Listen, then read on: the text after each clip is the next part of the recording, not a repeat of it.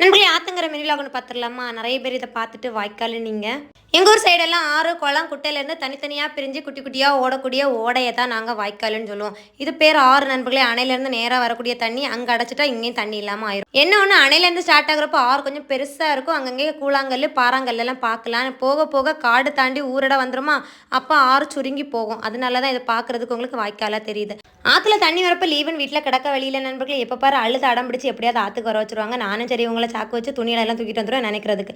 அப்படியே துணியெல்லாம் நினச்சி முடிச்சுட்டு குளிக்க ஆற்றுல இறங்கினோடனே ஆற்றுக்குள்ளேருந்து ஒரு தேங்காய் வந்துச்சு பார்த்துடுங்க. தேங்காய் விற்கிற விலைக்கு தேங்காய் கிடச்சா சும்மா விடுவோமா நாங்கள்? அதனால நாளைக்கு கறிக்கு எடுத்துக்கலாம். அந்த தேங்காயை எடுத்துகிட்டு மாறி மாறி பந்தாட்டம் தூக்கி போட்டு விளையாடிட்டு நான் கரையில் ஏறிட்டேன். கடைசி அந்த பிள்ளைங்க ஆற்றுக்குள்ளே இறங்கினா அவ்வளோ பேடி. நான் கூட்டிகிட்டு போனால் கரையே கதின்னு கரையிலே நின்றுக்கிடுவாங்க. கடைக்கே சின்ன சின்ன குட்டி மீனெல்லாம் பிடிச்சி பிடிக்கி விளையாடிட்டு சேட்டையெல்லாம் பண்ணிட்டு இருப்பாங்க.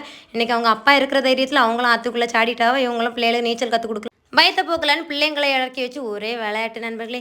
இவங்க விளையாட்டை கரையோரமாக நின்று வேடிக்கை பார்த்துட்டு இருக்கவே கடைசியாக ஒரு வாழைத்தடை வந்துச்சு. நமக்குன்னு வாய்ப்பாக மாட்டுது பாருடான்னு சொல்லிட்டு வாழைத்தடையை விட்டு வைக்காமல் அதை பிடிச்சி கைத்தில் கெட்டி போட்டு பிள்ளைகள் குதிரை சவாரி போகிற மாதிரி யார் உட்காந்து விளையாட்டு.